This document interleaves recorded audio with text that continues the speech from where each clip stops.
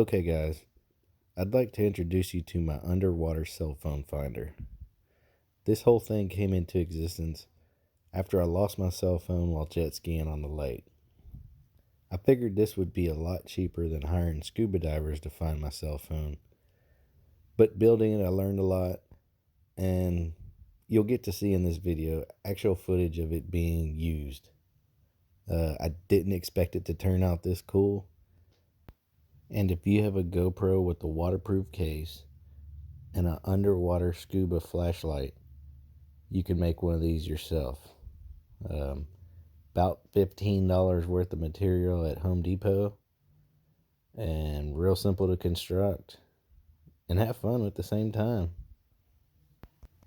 Anyhow, on to the footage.